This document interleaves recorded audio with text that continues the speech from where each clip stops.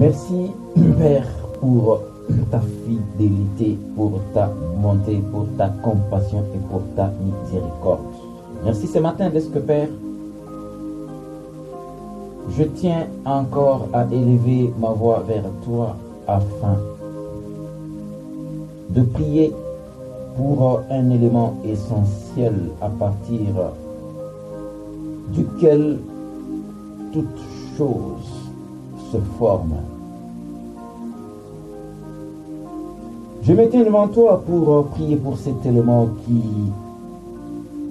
fait à ce que l'homme soit propulsé vers le haut ou que l'homme stagne ou qu'il recule ou qu'il tombe. Et cet élément, ô Père, ce sont les paroles de nos bouches. Il est clairement dit, ce n'est pas ce qui entre dans l'homme qui suit ce dernier, mais c'est ce qui sort qui les suit. Tant que les choses restent à l'intérieur, tant que les choses bouillonnent à l'intérieur,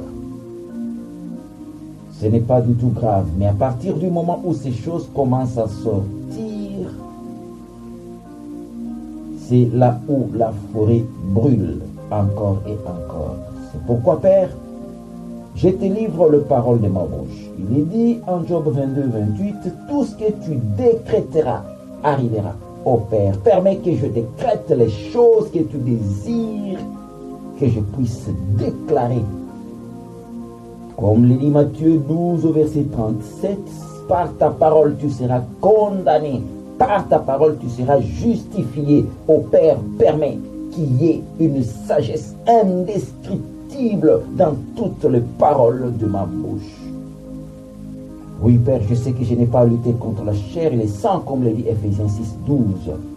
Mais contre les dominations, contre les autorités, contre le prince de ce monde de ténèbres, contre les esprits méchants dans les lieux célestes. C'est pour cette raison, Père, je désire, quand je parlerai, faire allusion aux forces spirituelles qui tendent à m'engourdir. Oh, l'ennemi, c'est posséder les systèmes. L'ennemi, c'est posséder les individus.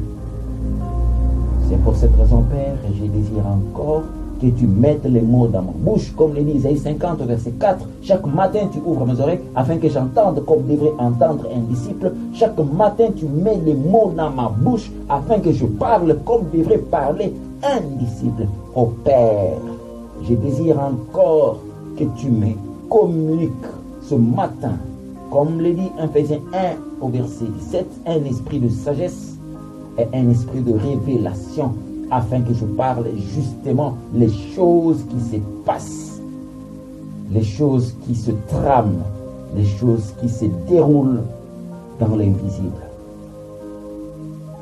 Jésus savait parler quand je vois ce qui s'est passé en Jean 8, au verset 10, quand on est venu lui présenter la femme surprise en flagrant délit.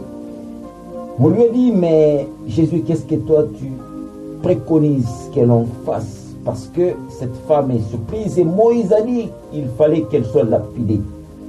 Qu'est-ce que toi tu dis? Jésus savait que si il disait de la lapider, on lui dirait qu'est-ce que tu as apporté de nouveau. Et si il disait de ne pas le faire, on allait lui dire, mais toi tu contredis ce qu'a fait Moïse, tu bannis le travail de Moïse.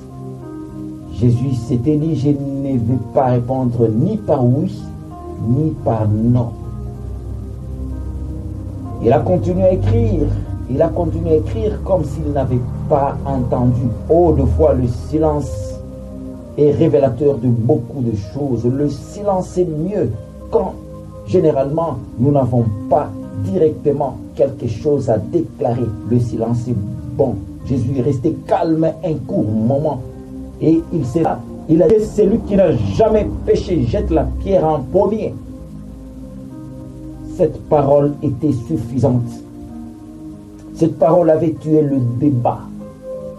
Il n'y avait pas à discuter, tout simplement suite à cette parole. Du plus grand jusqu'au plus petit, ils ont jeté leurs pierres. Ils sont tous partis. Ô Père, encore une fois de plus, comme le dit Proverbe 18 au verset 21, la mort et la vie sont au pouvoir de la langue. Quiconque l'aime en mangera le fruit. La parole est claire également en Proverbe 13 au verset 3.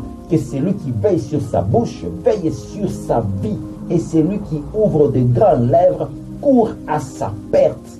Ô Père, remplis-moi des paroles qui viennent de toi maintenant et à jamais.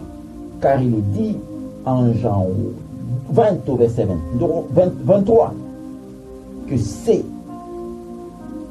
que vous allez lier sur la terre sera lié au ciel, et ce que vous allez délivrer sur la terre sera aussi délivré au niveau du ciel. Père, il y a toujours une parole, une puissance qui accompagne et qui accompagnera chacune des paroles qui sortiront de nos bouches. C'est pourquoi, Père, sachant que la parole, elle est puissante, je désire encore une fois de plus que tu mettes un filtre afin que tout ce que j'aurai à décréter vienne directement du Saint-Esprit et non pas de l'esprit humain ou de l'âme. Fais-le, Père. Au nom de Jésus-Christ, je crois que cette capacité viendra de toi, car il est dit en 2 Corinthiens 3, 5, ce n'est pas dire que nous soyons par nous-mêmes capables d'accomplir, de réaliser quelque chose, mais notre capacité, notre aptitude viennent de toi. Exprime-toi maintenant et à jamais au nom de Jésus-Christ.